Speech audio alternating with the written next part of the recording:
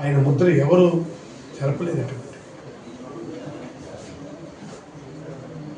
ఇవాళ అదే కాదు ఎన్నో చేశారు. వీటిని చెరపలేనటువంటి ముద్ర వేసినటువంటి ఘనత ఒక్క వైఎస్ రాజశేఖర రెడ్డి గారికి చెందింది. అయితే ఇవన్నీ ఒకవైపు ఉంటే మహానేత దివంగత ముఖ్యమంత్రి వైఎస్ రాజశేఖర రెడ్డి మంత్రి అచ్చెన్నాయుడు చేసిన దిగజారుడు వ్యాఖ్యలు మనం చూశాం. అసలు ఆయనకి ఏం తెలుసు? చనిపోయిన వ్యక్తిపై ఇలాంటి దిగజారుడు వ్యాఖ్యలు చేయటానికి సిగ్గుండాలి. మరి ఇంకెవరి మీద అన్నా ఉంటే అర్థం ఉంది. ఈ రాజశేఖర రెడ్డి గారి మీద నువ్వు అనుచిత వ్యాఖ్యలు చేశావంటే దాన్ని ఏమనుకోవాలని చెప్పారు.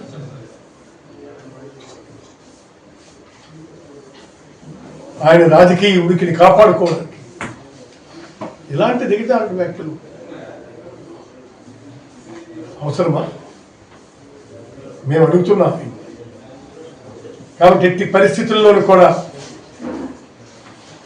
ఇలాంటి దిగజారుడు వ్యాఖ్యలు మరొకసారి చేస్తే చాలా సీరియస్గా రిప్లికేషన్స్ ఉంటాయని చెప్పి నేను హెచ్చరిస్తున్నాను.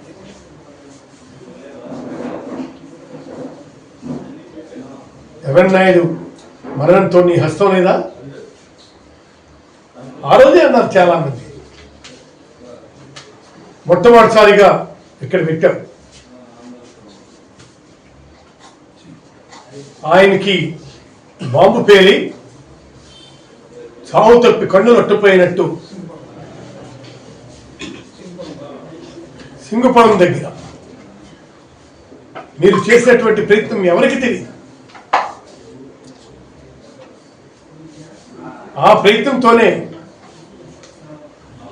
ఆయన నేరుగా తెచ్చి ఇంట్లో వేశారు. సరే, ఆయన మరణించడానికి నీ హస్తం ఉందని చెప్పి there is a wider now. చాలా పెద్ద ఎత్తున చెబుతున్నారు. ఆ పెద్ద ఎత్తున చెబుతున్నటువంటి వాటిల్ని నువ్వు అది కాదని చెప్పి ఖండించు.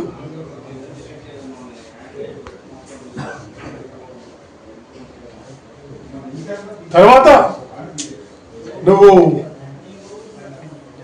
వైజాగ్ నుంచి వస్తున్నటువంటి మీకు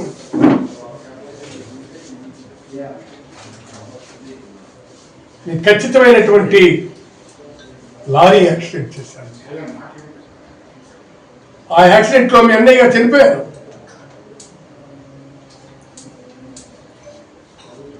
దాన్ని మీరు ఖచ్చితంగా నేను అంగీకరించాలి.